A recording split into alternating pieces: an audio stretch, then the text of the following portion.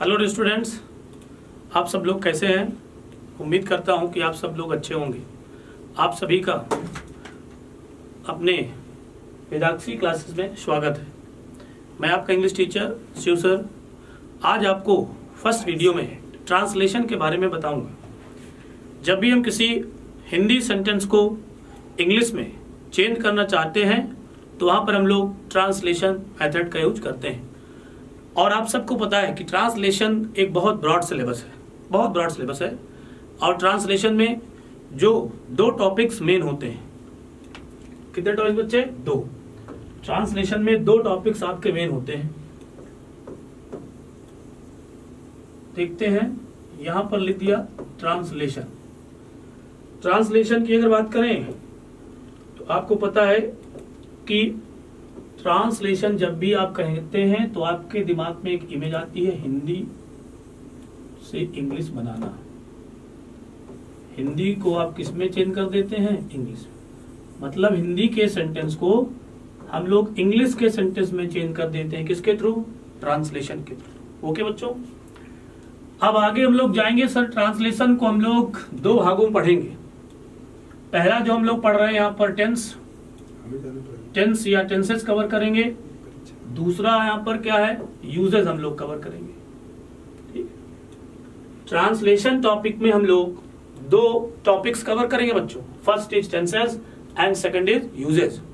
Tense में tense के videos आएंगे। यूजेस में हम लोग यूज पढ़ेंगे। जैसे आपने पढ़ा होगा अभी तक यूज ऑफ बी, जिसमें हम लोग इज एम आर का यूज पढ़ेंगे, वाज वर का यूज पढ़ेंगे। ठीक। Use of have, has, have, had के यूज पढ़ेंगे। यूज ऑफ देयर, देयर के यूज भी पढ़ेंगे। इसके बाद सर टेंस में आप जो 12 टेंसेस होते हैं वो टेंस को पढ़ेंगे। ठीक है, तो आज हम स्टार्ट करते हैं कहां से बच्चों? टेंस से। कहां से स्टार्ट करेंगे? टेंस। ठीक। टेंस की अगर बात करें तो हिंदी में टेंस को हम लोग काल बोलते हैं। क्या बोलते हैं? काल। ठीक। और अगर इसका सबसे बेसिक आप जानना चाहें वन लाइन में तो इसका मतलब है form of the verb. Form of the verb. आप वर्ब के फॉर्म से ही टेंस डिसाइड करते हैं। किसके फॉर्म से? वर्ब। वर्ब के फॉर्म से ही आप टेंस डिसाइड करते हैं। ठीक है, वर्ब जैसी होगी हमें पता चल जाएगी टेंस कैसा है हमारा। ठीक है, चलिए आइए देर नहीं करते हैं, अपने टॉपिक की ओर मूव करते हैं सीधे। तो आज हम लोग सीखेंगे इस वीडियो में टेंस। ठीक है, टेंस की अगर बात करें, टेंस के फॉर्म्स की बात करें तो मुख्य रूप से 3 प्रकार के टेंस होते हैं बच्चे। कितने प्रकार के होते हैं? 3 प्रकार के। ओके, पहला टेंस अपने पास आएगा जिसे हम लोग बोलते हैं प्रेजेंट टेंस। पहला टेंस है बच्चों प्रेजेंट टेंस। ठीक है। दूसरा टेंस अपने पास है पास्ट टेंस,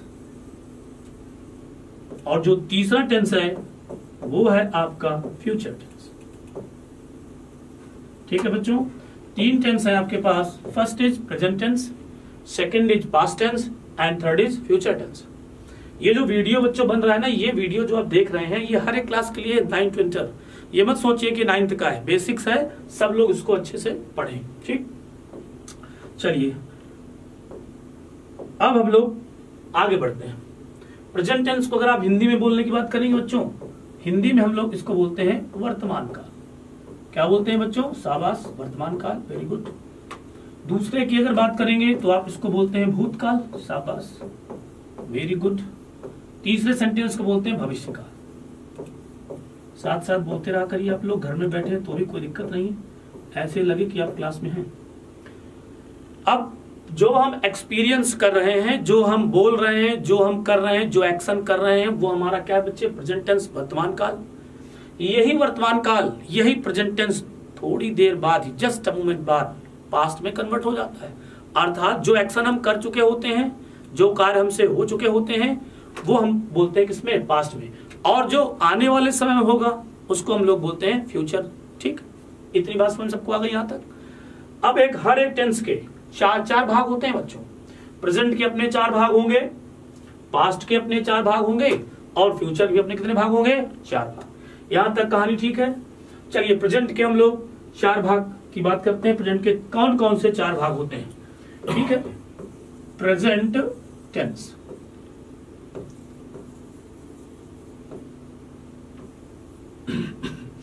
प्रेजेंट टेंस के 4 की बात करें तो पहला टेंस आपके सामने है प्रेजेंट इंडेफिनिट,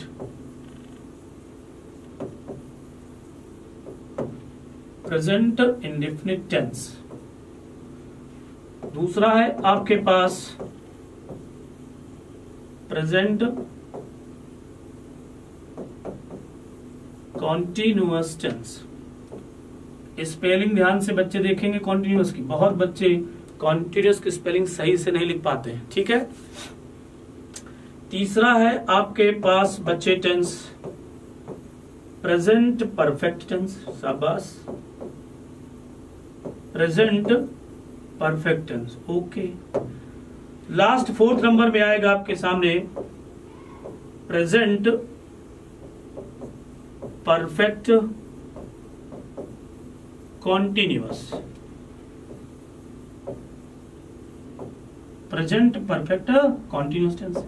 ये एक ऐसा टेंस है बच्चों जो दो टेंस से मिलकर के बनता है। देखिए ध्यान से, यहां पर एक टेंस आपके पास यहां पर क्या है, देखेंगे ध्यान से, परफेक्ट टेंस आपने ऊपर पढ़ा था, यहां पर ये परफेक्ट टेंस पढ़ा था, और एक टेंस आपके पास यहां पर है कॉन्टिन्यूअस। इन दोनों टेंस को मिलाकर के हमने एक नया टेंस तैयार किया जिसका नाम दिया प्रेजेंट परफेक्ट कॉन्टिन्यूअस टेंस। इस बात को अच्छे से समझ लीजिए, ये आगे जब आप कोई टॉपिक पढ़ेंगे अभी ग्रामर में बहुत सारे, उनमें से आपके लिए हेल्पफुल हो गए। और एक चीज सुन लीजिए आप लोग, मैथ्स, फिजिक्स, केमिस्ट्री, इनका सिस्टम अलग है। आप कहेंगे सर सिस्टम क्या है? सिस्टम का मतलब इनके पढ़ने का तरीका अलग, इनकी प्रणाली अलग है पढ़ने की। मान लीजिए आप ट्रिग्नोमेट्री पढ़ रहे हैं तो वहां पर कैलकुलस का कोई काम नहीं। ट्रिग्नोमेट्री आप पढ़ रहे हैं, ठीक है, उसमें आपको ट्रिग्नोमेट्री के फॉर्मूला लगाने। इंग्लिश में कुछ नहीं ऐसा है। आप ट्रांसलेशन पढ़ेंगे तो भी आपको वर्ब की नॉलेज होनी चाहिए, सब्जेक्ट क्या है, प्रेडिकेट क्या, वो सब आपको आना चाहिए। सिंटैक्स पढ़ेंगे तो भी आपको वर्ब्स आनी चाहिए, सब्जेक्ट क्या है, नाउन क्या है, प्रोनाउन क्या है। आप आगे जाएंगे फिलर पढ़ेंगे, प्रीपोजिशंस पढ़ेंगे, ट्रांसलेशन पढ़ रहे हो, यूजेस पढ़ रहे हो, ट्रांसफॉर्मेशंस पढ़ रहे हो, कुछ भी आप पढ़ेंगे तो आपको इंग्लिश में एक दूसरे से कनेक्ट सारे रूल्स या कॉन्सेप्ट मिलेंगे। अर्थात मेरा समझाने का मतलब यह है कि आप इंग्लिश में किसी भी टॉपिक को स्किप नहीं कर सकते। मैथ में कर सकते हैं, मैं सब्जेक्ट की बुराई नहीं कर रहा हूँ। कुछ बच्चे कह रहे हैं सर हम IIT करेंगे तो आप, अरे कोई बात नहीं, मैं बुराई नहीं कर रहा हूँ किसी सब्जेक्ट की, आपको बता रहा हूँ कि आप ये मत सोचिएगा कि सर मैथ्स की तरह स्कॉलिंग आप स्ट्रेट लाइन पढ़ते हैं, आपको हो सकता है स्ट्रेट लाइन अच्छे से आ जाए लेकिन पेंसिलेशन अच्छे से नहीं आ रहा होगा। इसमें ऐसा नहीं, इसमें आपने कोई भी चीज अगर एक भी टॉपिक स्किप कर दिया तो आपको आगे दिक्कत ही होगी। और मैं 7 साल से पढ़ा रहा हूँ बोर्ड के बच्चों को, मैंने देखा है कि बच्चा 6th क्लास से ट्रांसलेशन पढ़ता है, वही प्रेजेंट इंडेफिनिट, वही प्रेजेंट इंटर में आ जाता है मेरे पास, और उसको अभी तक ये नहीं क्लियर हो पाता कि सर प्रेजेंट इंडेफिनिट की रियल में रिकॉग्नाइज क्या होती है, जो अभी आप जानने वाले हैं। इसलिए बिल्कुल आराम से पढ़ें, पूरा मन लगा पढ़ें, अब की बार आखिरी बार, ठीक। तो ये 4 आपके पार्ट्स बनाए गए किसके बच्चे, प्रेजेंट टेंस के। First is present indefinite tense, second is present continuous tense, शाबाश, third present perfect continuous tense, very good, present perfect continuous tense. आपसे किसी ने क्वेश्चन किया कि क्या कोई ऐसा टेंस है जो दो टेंस से मिलकर के बनता है, आप आंसर देंगे यस सर एक टेंस है। कौन सा? प्रेजेंट परफेक्ट कॉन्टिन्यूअस टेंस हो सकता है, पास्ट परफेक्ट कॉन्टिन्यूअस टेंस, और कौन सा बच्चों? Yes, future perfect continuous tense. यहां तक सबको समझ में आई कहानी? गुड। अब हम लोग बेटा आज स्टार्ट करेंगे कौन सा? Present indefinite tense. जैसे कि इसके नाम से ही पता है अनिश्चित समय। क्या बताया? अनिश्चित समय। और सुन लीजिए, प्रेजेंट इंडेफिनिट टेंस को हम लोग सिंपल प्रेजेंट टेंस भी बोलते हैं। क्या बोलते हैं बेटा? Simple present tense. और कुछ लोग होते हैं, कुछ टीचर ऐसा बता देते हैं आपको स्कूल में कि सिंपल प्रेजेंट टेंस और प्रेजेंट इंडेफिनिट टेंस दोनों सेम है। ऐसा नहीं है। अगर दोनों सेम होते तो इनको अलग अलग नाम देने की कोई जरूरत नहीं होती है। और ये बात आप जान लीजिए, इंग्लिश में जो वर्ड बने हैं, जितने वर्ड्स, वो अलग अलग उनका काम है। वन का मतलब भी एक है, और ए का मतलब भी एक है, और एन का मतलब भी एक है, लेकिन तीनों का काम क्या है? बिल्कुल अलग अलग। तीनों का काम बिल्कुल क्या है? अलग अलग, याद रखिएगा, ठीक है ना? ओके, ठीक है बच्चे, अब आगे चलते हैं नेक्स्ट स्लाइड में। और नेक्स्ट स्लाइड में हम लोग प्रेजेंट इंडेफिनिट टेंस के बारे में बातचीत करते हैं। यहां तक आपको कहानी सब क्लियर हो गई होगी। चलिए अब हम पहला टेंस डिस्कस करेंगे जिसका नाम है present indefinite tense. Present indefinite tense, ठीक है। पहले मैंने बताया था आपको कि प्रेजेंट इंडेफिनिट टेंस को हम लोग सिंपल प्रेजेंट भी बोलते हैं। क्या बोलते हैं बच्चे? Simple present tense. याद रखिएगा, सिंपल प्रेजेंट टेंस के जो सेंटेंसेस हैं वो अलग होते हैं और जो प्रेजेंट इंडेफिनिट टेंस के जो सेंटेंसेस होते हैं वो अलग होते हैं। मतलब प्रेजेंट इंडेफिनिट का जो वाक्य होगा वो अलग तरीके से बनाया जाएगा, फ्रेम किया जाएगा, और जो सिंपल प्रेजेंट टेंस का सेंटेंस होगा उसको हम लोग अलग तरीके से बनाएंगे। टेंस पढ़ने से पहले थोड़ी सी एक जानकारी ले लीजिए जिसे हम लोग बोलते हैं बेसिक स्ट्रक्चर। क्या बोलते हैं बच्चों? Basic structure. जब भी आप बेसिक स्ट्रक्चर की बात करेंगे तो आप सेंटेंस को चेंज करते हैं अफर्मेटिव, नेगेटिव और किसमें बच्चों? इंट्रोगेटिव में। जब आप कोई सेंटेंस बना रहे होंगे तो वहां पर आपको एक मिलने वाला होगा सब्जेक्ट। क्या मिलेगा? सब्जेक्ट। सब्जेक्ट को हिंदी में कर्ता बोलते हैं, आप सब जानते होंगे। कर्ता मतलब कार्य करने वाला, जो व्यक्ति कार्य करता है उसको हम लोग क्या बोलते हैं? सब्जेक्ट। ठीक है बच्चे। इसके बाद सेंटेंस में आपको क्या मिल जाएगी? वर्ब। वर्ब को हिंदी में हम लोग क्रिया बोलते हैं। क्या बोलते हैं बच्चों? क्रिया। वर्ब हमारे पास दो प्रकार की होती है। एक वर्ब को हम लोग क्या बोलते हैं बच्चे? हेल्पिंग वर्ब, और दूसरे वर्ब को हम लोग क्या बोलने काम करते हैं? Main verb. Helping verb sentence में तभी आएगी जब उसके साथ मेन वर्ब दी होगी। सुन लीजिए ध्यान से। हेल्पिंग वर्ब सेंटेंस में तभी आएगी जब उसके साथ मेन वर्ब दी होगी। ऐसा क्यों सर? इसलिए हेल्पिंग वर्ब का नाम ही है हेल्पिंग वर्ब, किसी दूसरे वर्ब की मदद करने वाली वर्ब। समझ में आया? हेल्पिंग वर्ब दी होगी तभी जब क्या दिया होगा उसके आगे? मेन वर्ब, मुख्य क्रिया। वो मुख्य क्रिया की मदद करती है आकर के, और जब दोनों को जोड़ दिया जाता है तो यही बताने का काम क्या कर देते हैं? टेंस का। किसका काम करते हैं? टेंस का। मेन वर्ब सेंटेंस में अकेले आ सकती है, नो डाउट, लेकिन हेल्पिंग वर्ब सेंटेंस में अकेले कभी नहीं आ सकती, क्योंकि उसका नाम ही क्या? Helping verb. किसी वर्ब की मदद करने के लिए जो वर्ब यूज की जाती है उसे हेल्पिंग वर्ब कहते हैं। अब आए समझ में? ठीक। अब आगे बढ़ चलते हैं। मेन वर्ब के बाद हमारे पास प्लेस किसका होगा बच्चे? ऑब्जेक्ट। ऑब्जेक्ट का मतलब होता है निमित्त कर्म। सर ये कर्म क्या है? सुन लीजिए, जो सब्जेक्ट और वर्ब मिलकर के काम करते हैं, जो सब्जेक्ट और वर्ब मिलकर के काम करते हैं और उस कार्य का जो रिजल्ट हो, जो उसका परिणाम हो, जो उसका प्रभाव हो, किस पर पड़ता है? ऑब्जेक्ट। वही क्या बन जाएगा? ऑब्जेक्ट। जो ये दोनों मिलकर के काम करेंगे और जिसको प्रभावित करेंगे वही क्या बन जाएगा? आपका ऑब्जेक्ट बन जाएगा। क्या बन जाएगा? ऑब्जेक्ट। क्लियर है कहानी? यहां तक आया समझ में? दूसरी चीज ये भी आपको ध्यान रखना है कि सेंटेंस में सर मान लीजिए सेंटेंस बड़ा होता है तो सेंटेंस में आपको सब्जेक्ट निकालना होगा। कहां से? सब्जेक्ट जानने के लिए आप वर्ब से क्वेश्चन किसका करेंगे? हु का। किसका क्वेश्चन करेंगे? हु का। मेन वर्ब से आप प्रश्न पूछेंगे हु का, कौन का, और जो आंसर आएगा वही सेंटेंस के आपका क्या होगा? सब्जेक्ट होगा। जहां लिखा होगा तुरंत भाई हेलो मैं सब्जेक्ट, तुरंत बता देगा। जैसे एक छोटा सा एग्जांपल ले लिया हमने, वह जाता है। क्या लिखा बच्चे? वह जाता है, तो आप इससे पूछिए कौन जाता है? यहां लिख दिया हमने, कौन जाता है। आंसर क्या है? वह। तो यही आपका क्या बन जाएगा? सब्जेक्ट। ठीक।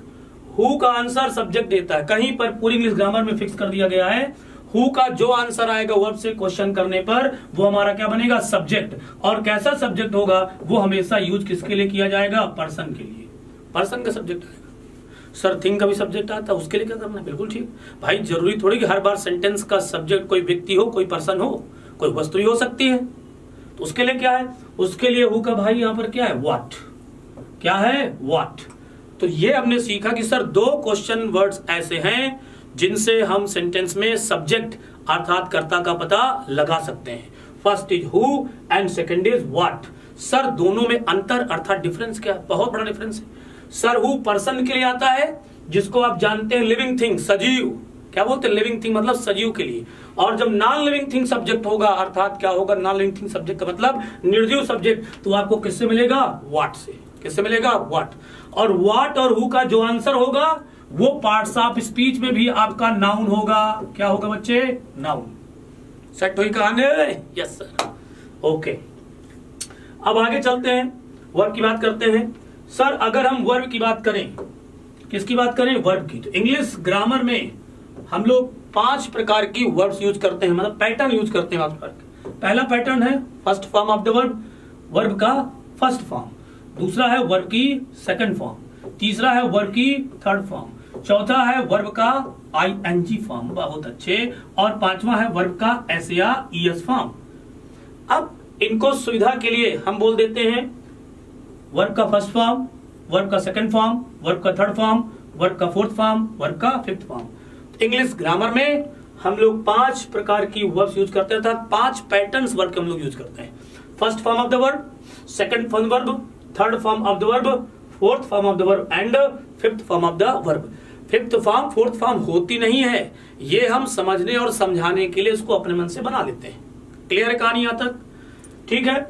बाकी डिटेल में जो जानकारी वर्ब के लिए, जब वर्ब का चैप्टर आपको पढ़ाया जाएगा तो आपको बताया जाएगा। अभी हम लोग ट्रांसलेशन डिस्कस कर रहे हैं, उसके लिए इतना काफी है कि सर हम ट्रांसलेशन में इन्हीं वर्ब्स का यूज करने वाले हैं। या तो first form of the verb लगाएंगे, second form of the verb, third form of the verb, fourth form of the verb अर्थात आईएनजी, जिसे पार्टिसिपल वर्ब भी बोलते हैं, और वर्ब की एस या ईएस फॉर्म। ओके बच्चों, पार्टिसिपल क्या है, टर्म नया लग रहा है आपको? इसका वीडियो आएगा जब नॉन फाइनाइट वर्ड्स पढ़ाई जाएंगी आपको, ठीक है। अगर एक एक चीज में चलेंगे तो फिर ट्रांसलेशन रह जाएगा पीछे, बढ़ते चले जाएंगे हम लोग आगे। इतना आप नोट कर लीजिए कि सर हम लोग 5 पैटर्न वर्ब के यूज करने वाले हैं। किसमें बच्चे? टेंस में, अपने टेंस के टॉपिक में। ठीक है कहानी। चलिए अब हम लोग कुछ सेंटेंस लेंगे। सेंटेंस लेने से पहले हम लोग प्रेजेंट इंडेफिनिट की रिकॉग्नाइज की बात कर लेते हैं। किसकी बच्चे? रिकॉग्नाइज। ठीक है, रिकॉग्नाइज को हिंदी में बोलते हैं पहचान। क्या बोलते हैं? पहचान। तो अंदर पहचान मतलब इसे पहचानना है। कैसे? आपने देखा लेबल किसी कपड़े में लगा, पहचान गया ड्यूब का है। आपने चेक किया पीछे जगह लेवाइस का है, तो आप पहचानते हैं किससे? लेबल से। तो सेंटेंस में भी एक लेबल आएगा। क्या आएगा? लेबल। लेबल लगा होगा लास्ट में सेंटेंस का, हमेशा कहाँ लगा हो? लास्ट में लगा होता है, देखो कॉलर के पीछे लगा होता है। देखिए चेक करो तुम्हारा कौन सा है? अरबानी गाइस, गुड। तो कहता है कि उसके पीछे सेंटेंस के आखिर में लास्ट में एक लेबल लगा होगा, और वो लेबल क्या होती है याद रखना। जो मैं बोल रहा हूँ उसको वर्ब। टेंस में केवल इसी को टारगेट करना है बच्चे, वर्ब को। अगर वर्ब को टारगेट कर लिया तो टेंस कभी गलत नहीं होगा, क्योंकि टेंस खुद एक क्रिया है, वर्ब है, और कुछ नहीं है। टेंस एक खुद वर्ब है। अब देखना, मैं पूरे सेंटेंस में अगर मैंने यहाँ पर लिखा राम, इसके बाद लिख दिया इज, और इसके बाद लिख दिया रीडिंग, आप तुरंत कहेंगे सर ये प्रेजेंट टेंस है। और मैंने इज को हटाकर यहाँ लिख दिया वाज, आप क्या कहेंगे? पास्ट। क्या आपने इस पूरे सेंटेंस को चेंज किया? नहीं, केवल आपने क्या चेंज किया? वर्ब। तुरंत बता दिया सर प्रेजेंट हो जाए, क्या हो जाएगा? पास्ट। तो वर्ब को ही आपको टारगेट करना है। ठीक, आप रिकॉग्नाइज की बात करते हैं सर हिंदी वाक्य के लास्ट में, या जिन हिंदी वाक्य के लास्ट में मेन वर्ब के साथ, ध्यान रखना है ये मेन वर्ब के साथ क्या दिया होगा? ता है, ती है, ते हैं, ता हूं, और इस तरह के आगे वर्ड्स आ जाएंगे। ओके बच्चों, अगर किसी भी हिंदी सेंटेंस के लास्ट में मेन वर्ब के साथ ता है, ती है, ते हैं, ता हूं जैसे शब्द ऐड हों, तो वो सेंटेंस आपका प्रेजेंट इंडेफिनिट का होगा। किसका होगा? प्रेजेंट इंडेफिनिट का। ओके, सेट है कहानी यहां तक? बिल्कुल। चलिए अब बात करते हैं सर कि सेंटेंस को बनाएंगे कैसे। बिल्कुल ठीक। जब भी आप कोई सेंटेंस बच्चों बनाएंगे, जब भी आप कोई सेंटेंस बनाएंगे तो उसके लिए आपको स्ट्रक्चर निर्धारित करना होता है। क्या निर्धारित करना होता है बच्चे? स्ट्रक्चर। स्ट्रक्चर बनाने के लिए हमारे पास है, पहला स्ट्रक्चर हम बनाएंगे किसका? अफर्मेटिव बनाना सीखेंगे, जो हम अपने सेंटेंस में यूज करेंगे। अफर्मेटिव सेंटेंस का मतलब होता है साधारण वाक्य। नेगेटिव सेंटेंस का मतलब होता है नकारात्मक वाक्य, जिसमें नहीं जैसे वर्ड आपको मिलेंगे। इंटरोगेटिव का मतलब होता है प्रश्नवाचक वाक्य। जिन सेंटेंसेस से प्रश्न पूछने का काम किया जाता है उनको हम लोग इंटरोगेटिव सेंटेंस कहते हैं, और जिनमें किसी कार्य को करने से मना किया जाता है या मना कर दिया जाता है पहले ही, उसे हम नेगेटिव सेंटेंस कहते हैं। और जिस सेंटेंस में कोई सूचना मिलती है, किसी के बारे में कोई जानकारी दी जाती है, उसको हम लोग अफर्मेटिव सेंटेंस कहते हैं। ओके बच्चों, ठीक है। कुछ लोग अफर्मेटिव सेंटेंस को सिंपल सेंटेंस भी बोलते हैं। क्या बोलते हैं बच्चों? सिंपल सेंटेंस अर्थात साधारण वाक्य। कुछ लोग इसको पॉजिटिव सेंटेंस भी बोलते हैं, सकारात्मक वाक्य। ठीक है, तो अलग अलग टर्म है, जो आपको समझ में उसको आप अपने माइंड में रखिए, बाकी हटा दीजिए। ठीक, चलिए यहां तक कहानी सेट है सबको? ठीक है बच्चे, बीच बीच में आप लोग थोड़ा हौसला अफजाई करने के लिए लाइक करते रहा करिए। ठीक है, थोड़ा मजा आती है, पावर आता है। गर्मी बहुत हो रही, देख ही रहे हैं आप लोग इस समय। चलिए स्ट्रक्चर हो गया, आप बताइए हम शुरू करते हैं अपना कौन सेंटेंस बेटा? Affirmative sentence. ओके, चलिए नेक्स्ट स्लाइड देखते हैं।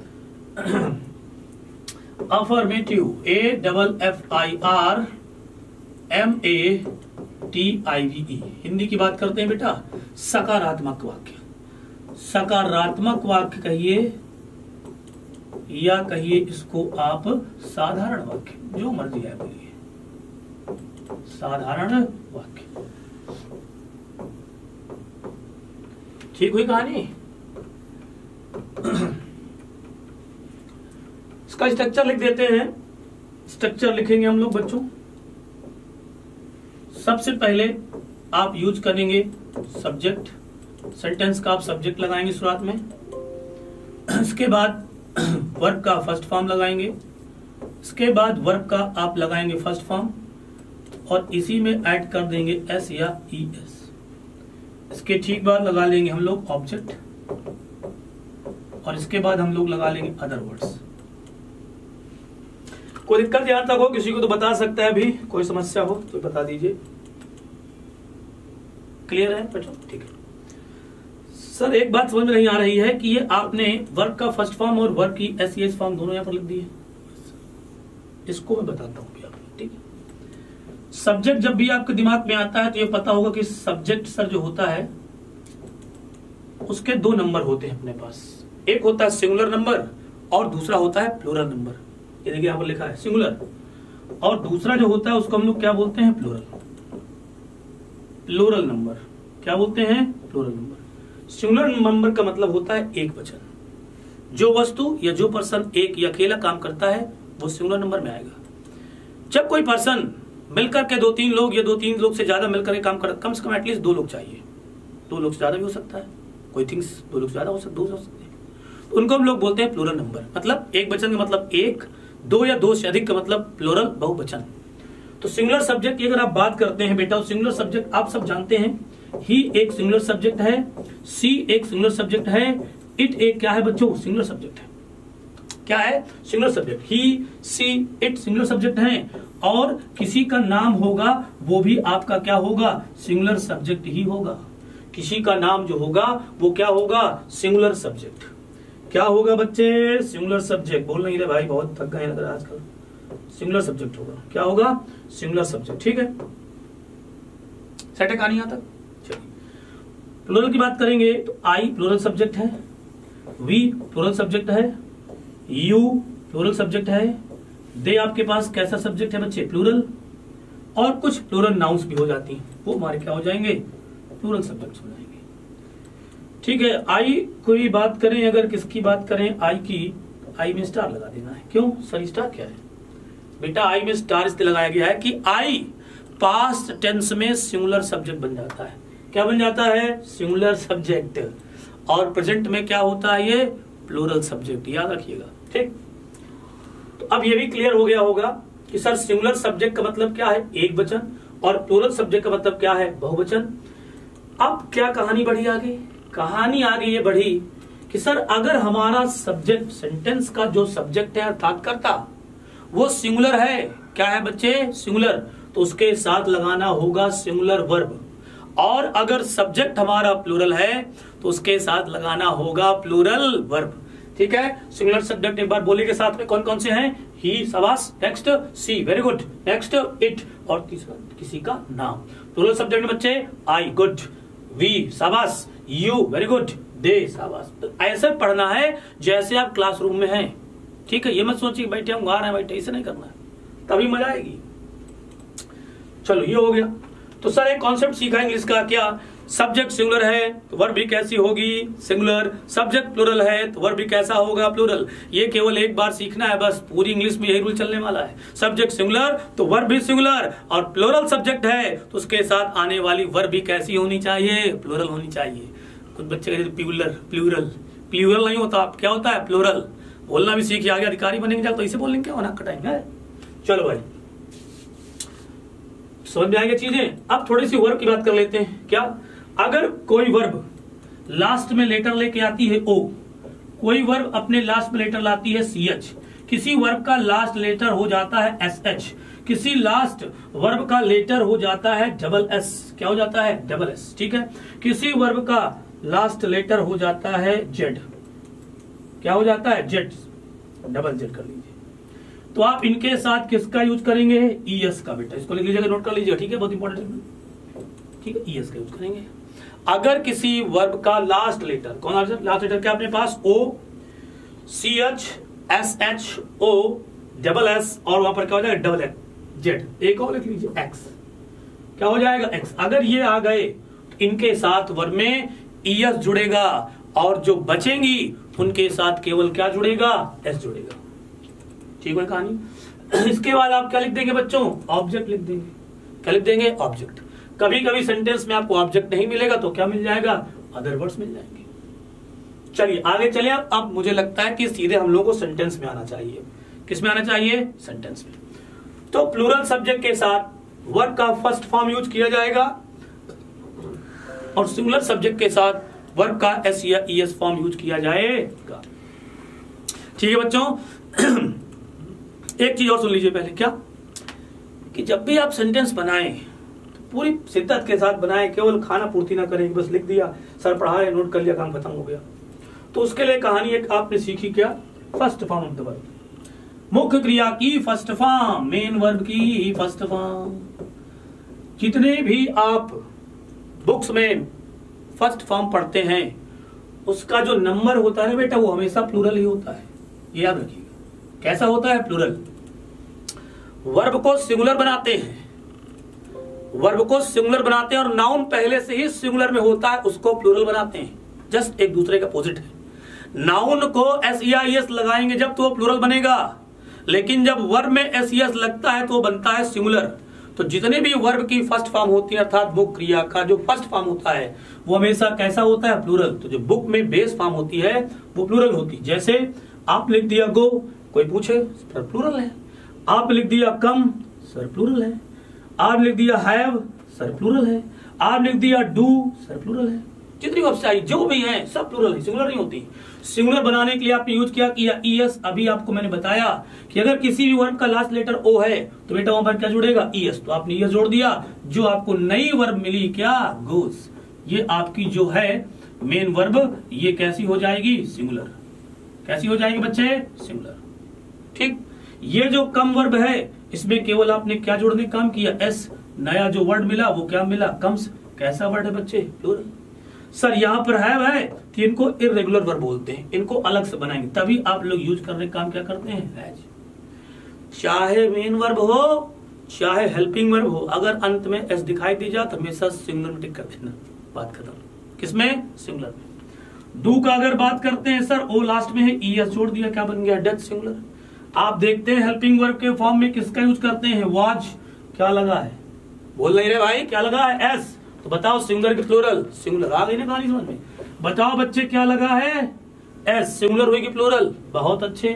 बताइए बच्चे क्या लगा है? इज। सिंगुलर हुई की प्लूरल? क्या लगा है? एस। चलो एक और लेते हैं, चाचा चौधरी टाइप का। हैज बीन, ये रहा है चाचा और ये रही चौधरी, दोनों को जोड़ के बताइए सिंगुलर की प्लूरल क्या लगा है? एस। कैसी वर्ब है? सिंगुलर। अब आप लोग रखे नहीं सिंगुलर, अरे कुछ नहीं करना भैया, केवल बस ये याद रखिए एस दिखाई जाए लास्ट में, कहीं दिखाई दे जाएगा सीधा ठोक देना सिंगुलर, बस बात खत्म। पैसा आ जाओ। आया मजा? अरे सर चौकस, वेरी गुड। चलो भाई अब हम लोग चलते हैं कहां पर? मेन कॉन्सेप्ट क्लियर हो गया आप लोगों का कि प्लूरल सिंगुलर कैसे यूज करेंगे सेंटेंस। ठीक, चलो आगे बढ़ते हैं। अब कुछ एग्जांपल्स हो जाए हिंदी से इंग्लिश का। यस सर, चलिए एग्जांपल्स का मतलब तो जानते होंगे आप लोग। कहाँ जानते हैं भैया, कोरोना में स्कूल नहीं गए। उदाहरण। Yes sir, examples. पहला एग्जांपल लिया बच्चों के, छोटे से लेंगे बिल्कुल, ठीक है, 2 वर्ड 3 वर्ड आगे आराम से पढ़ना ही तो है। कोई पहले मैंने लिखा वह के बाद लिखा जाति और इसके बाद लिख दिया है। यकीन मानिए कुछ ऐसे बच्चे फर्स्ट ईयर में आ गए, मैं क्लास लेता हूँ ऑफलाइन में, उनको इस सेंटेंस का ट्रांसलेशन नहीं आता है, बहुत सर महसूस होती है। ये स्थितियां हैं स्कूल की, ठीक है। तो वह जाति है, कैसे बनेगा ये देखते हैं। वही ट्रिक अपनाना है। कौन जाति है? वह। कौन से जो आपको आंसर मिलेगा बच्चे, वो आपका क्या हो जाएगा? सब्जेक्ट हो जाएगा। क्या हो जाएगा? सब्जेक्ट। क्या हो गया? सब्जेक्ट। आगे बढ़ेंगे, जाति है, ये आपका क्या हो जाएगा? Main verb. दूसरी चीज ये भी आपको याद रखना है। क्या याद रखना है? कि सेंटेंस में लास्ट में ही पता चलता है कि सेंटेंस किस टेंस का है। आप लास्ट में आए, आप देखा जाना एक मेन वर्ब है।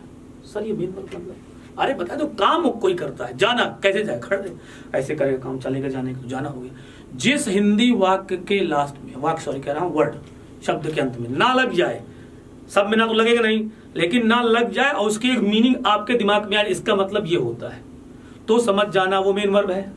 अगर किसी वर्ड के लास्ट में ना नी ने लगा और उसका अपना खुद का एक मीनिंग है क्लियर, तो वो वर्ड होगा वर्ब का। जैसे खाना, पीना, टहलना, चिल्लाना, रोना, दौड़ना, डांटना, कूदना, हौकना है ना। तो ये सारे क्या है आपके मेन वर्ब्स हैं। क्या है बच्चों? मेन वर्ब्स हैं। खोलना, बंद करना, मुस्कुराना, अरे ये तो बहुत तगड़ी मेन वर्ब है, मुस्कुराना, है ना। तो माफ कर देना, ठीक है, तो इसको हम लोग बोलते हैं मेन वर्ब। क्या बोलते हैं बच्चों? Main verb. सटे कहानी यहां तक की। चलिए, तो सर हमने सेंटेंस को पहचान लिया कि ये सेंटेंस हमारा किसका है, प्रेजेंट इंडेफिनिट का। और इसका बताइए सेंटेंस का नेचर कैसा है। सेंटेंस के 3 नेचर होते हैं, या तो सेंटेंस अफर्मेटिव सेंटेंस में जाएगा, या तो सेंटेंस नेगेटिव में जाएगा, या तो सेंटेंस इंटरोगेटिव में जाएगा। क्या कोई इसमें प्रश्न पूछ रहा है? ना जी ना, इसका मतलब इंटरोगेटिव नहीं है। क्या कोई नकारात्मक वर्ड, कोई किसी चीज को मना कर रहा है, कोई नकारात्मक वाला काम हुआ? ना जी ना। तो एक बचा कौन सा? Affirmative sentence. इसमें आपको केवल इंफॉर्मेशन दी जाती है। क्या दी जाती है? इंफॉर्मेशन दी जाती है। वह जाती है, तभी तो आप जान रहे हैं वो जाती है, लेकिन ये नहीं पता कि अभी जा रही, कब जा रही, परवश वह जाती है, ये नहीं पता कब जाती, इसीलिए उसको बोलते हैं इंडेफिनिट, अनिश्चित है।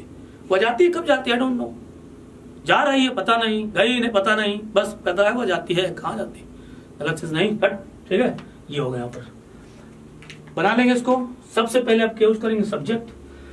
तो वह के लिए हमने यहाँ पर क्या लगा? सी।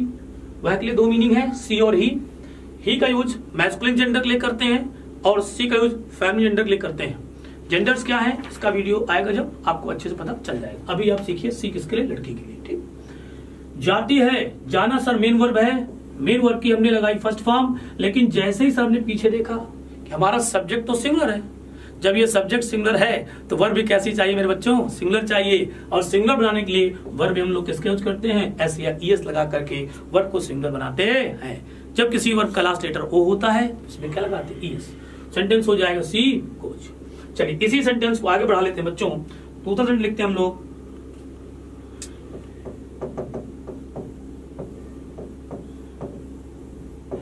वह स्कूल जाती है। कौन स्कूल जाती है? वह। लड़की का ही नाम है यहाँ पर, तो हमने क्या लगाया? सी। सी के लिए सर आगे जाएंगे, यहाँ पर जाती है, देखा मेन वर्ब लगी यहाँ पर जाती है। प्रेजेंट इंडेफिनिट टेंस ये भी है। प्रेजेंट इंडेफिनिट का कैसा सेंटेंस है नेचर में? अफर्मेटिव। सब्जेक्ट की ठीक बात। 2 पैटर्न वर्ब के यूज किए जा सकते हैं, आप अच्छी तरीके से समझ चुके हैं। या तो बंद हो गया लग रहा है, फिर नहीं चल रहा, चल रहा, चल रहा, चल रहा। इसमें स्क्रीन नहीं दिखी ना, हम उसको देखते थे।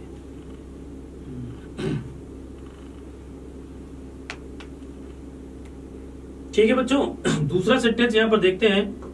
दूसरा सेंटेंस लिखा है वह जाती है। कौन जाती है? वह। कौन से जो आंसर मिलता है वो हमारा होता है सब्जेक्ट। वह लड़की है, लड़की का हमने किसका यूज किया? सी। सर ये सेंटेंस हमारा अफर्मेटिव है, और अफर्मेटिव सेंटेंस बनाते समय सब्जेक्ट के ठीक बाद वर्ब के 2 पैटर्न यूज किए जा सकते हैं। First is first form of the verb, second is first form of the verb के साथ एस या ईएस वाली फॉर्म।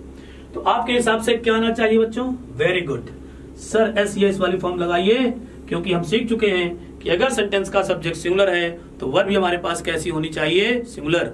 और हम ये भी सीख चुके हैं सर कि वर्ब सिंगुलर तभी बनती है जब उसमें एस या एस लगा दिया जाता है। Very good. अब देखिए 2 गोल्स के बाद क्या आएगा? 2 का कॉन्सेप्ट क्या है?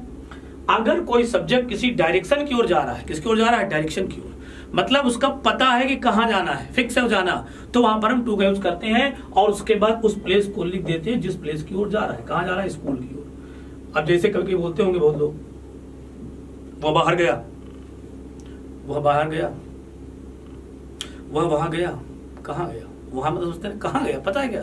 दुकान भी जा सकता है। धार्मिक प्रवृत्ति का लड़का होगा तो मंदिर चला जाएगा, अधार्मिक प्रवृत्ति का होगा तो हो सकता है समझ गया ना? ठीक है, चला जाएगा, कहीं भी जा सकता है, उसका डायरेक्शन नहीं पता है उसको, तो हम लोग वहां पर 2 का यूज नहीं करते हैं। तभी हम देखो गो आउट, बाहर जाओ, गेट आउट, गो आउट।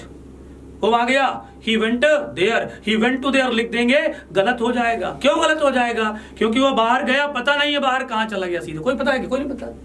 ठीक है, तो याद रखिएगा ये शी गोज टू स्कूल। चलिए एक सेंटेंस और लेते हैं बच्चों। तीसरा सेंटेंस में लिखा वे मैच खेलते हैं। चलिए जल्दी चेक करिए और बताइए कि जो सेंटेंस लिखा है ये किस टेंस का है। पहले ये फाइंड आउट करें, पता लगाएं सेंटेंस में कि ये सेंटेंस किस टेंस का है।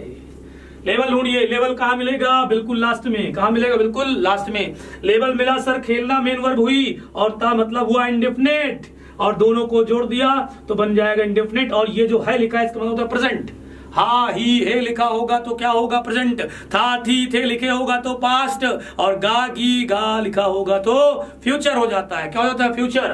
ता मतलब इंडेफिनिट तभी होगा जब मेन वर्ब होगी। मेन वर्ब प्लस ता हो गया इंडेफिनिट, हाई हो गया प्रेजेंट, जोड़ दिया तो क्या बन जाएगा?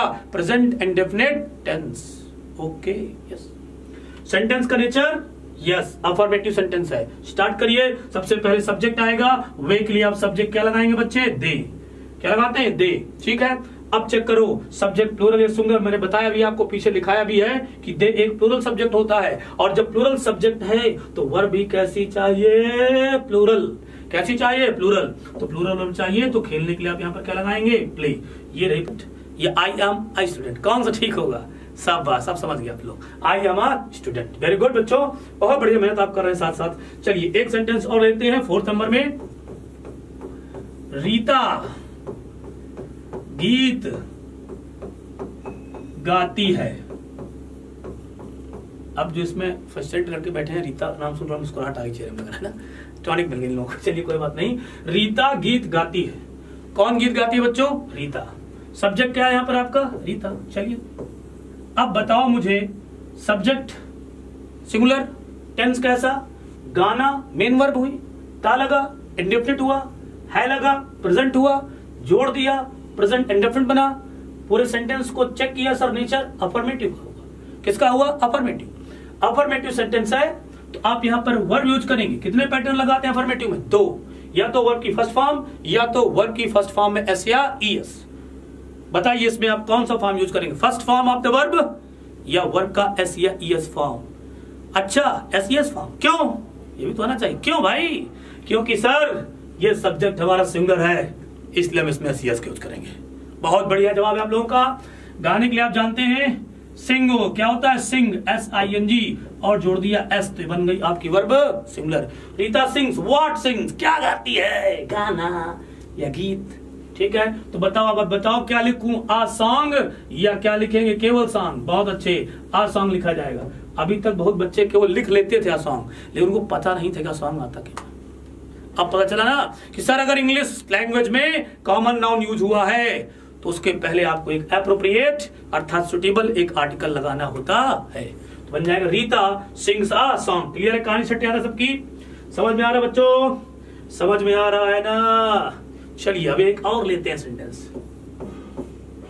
ये सेंटेंस लेते हैं प्रदीप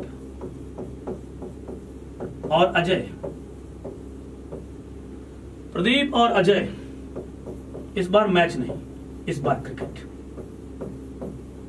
क्रिकेट के शौकीन आप लोग भी होंगे, बहुत बच्चे क्रिकेट खेलते होंगे, बहुत बच्चे क्रिकेट खेलते होंगे, बहुत बच्चे नहीं खेलते हैं, मैं भी खेलता हूँ।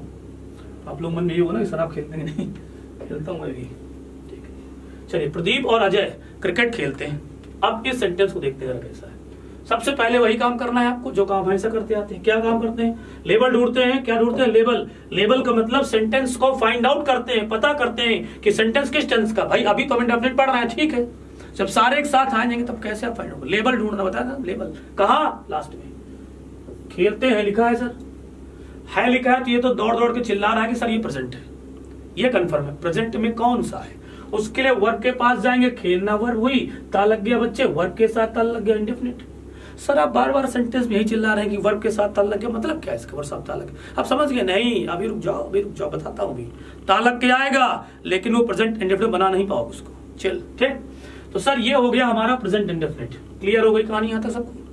बनाते हैं नेचर अफर्मेटिव, ठीक। सब्जेक्ट क्या है? कौन क्रिकेट खेलते हैं? प्रदीप और अजय। सब्जेक्ट हमारा क्या है? प्रदीप और अजय। चलिए सब्जेक्ट के लिए हमने यहाँ पर लिखा प्रदीप एंड और क्या लिख लेंगे? अजय। बस अब रुको थोड़ा समझो यहाँ पर। कि जितने भी ये प्रॉपर नाउन्स होते हैं, मतलब नाम जिसके होते हैं, उनका जो फर्स्ट लेटर था, जो पहला अक्षर होता है शुरुआती, वो हमेशा कैपिटल लेटर में लिखा जाएगा। कैसे बच्चे? कैपिटल लेटर में लिखा जाएगा। अभी आगे कुछ दिन बाद आप एक टॉपिक पढ़ेंगे जिसको हम लोग बोलते हैं पंक्चुएशन। क्या बोलते हैं? पंक्चुएशन। उसमें इसकी जरूरत पड़ेगी। और सुन लो, बच्चे 9th से 10th में आएंगे, 10th से फर्स्ट ईयर में आएंगे, फर्स्ट ईयर से इंटर में, और ये छोटी छोटी गलती करते रहते। उनको ये नहीं पता होता है कि जब भी कोई नया सेंटेंस शुरू होता है तो वो कैपिटल फॉर्म से शुरू होता है।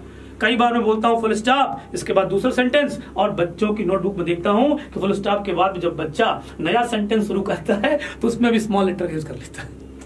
कितनी छोटी छोटी गलतियां ये बहुत भारी पड़ती हैं आपको। आप लेटर लिखते हैं, आप एप्लीकेशन लिखते हैं, आप लॉन्ग आंसर्स लिखते हैं, आप शॉर्ट आंसर्स लिखते हैं, इन चीजों को आप ध्यान नहीं देते, इसीलिए आप इंग्लिश में कम मार्क्स लाते हैं। हमेशा कंप्लेन आपकी यही रहती है कि सर हर एक सब्जेक्ट में नंबर अच्छे आते हैं, इंग्लिश में कम आते हैं। इसका रीजन यही है, आप इंग्लिश को सीरियस लेते ही नहीं है। मैथ्स में एक बुक खत्म, हास्यरूप शर्मा, आर.डी. शर्मा चल रही है, पुंडीर चल रही है, इंग्लिश में इतनी एक्सरसाइज में अगर 20 सेंटेंस दे दो तो मुंह बन जाता चिरौंजी टाइप का। मैथ में 3 एक्सरसाइज करने लगेंगे। अब फिर जब बाद में पहुंचते हैं कहाँ, कॉम्पिटिटिव एग्जाम के लिए, तो आएंगे बस सर हर एक सब्जेक्ट समझ में आ रहा है, इंग्लिश छोड़ सर, कोई अच्छा टीचर होता है इंग्लिश, ऐसे कहते हैं। तो ये आपका बेसिक्स नहीं ठीक है, आपको समझ में नहीं आया कहाँ क्या लगाना है। इसलिए बच्चे बी केयरफुल, अच्छे से पढ़िए, मन लगा के। बोला ना मैंने, अब की बार आखिरी बार। प्रदीप एंड अजय, ये आपका बना सब्जेक्ट। क्या बना बच्चे? सब्जेक्ट। क्या बना?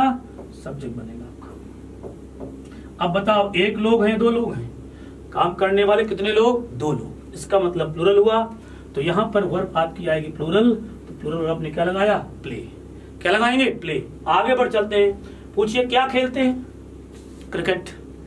सर लगा दीजिए क्रिकेट पे, और क्या होगा, एक लगा देते हैं। कलर का थोड़ा इशू आ जाता है बच्चे, ठीक है।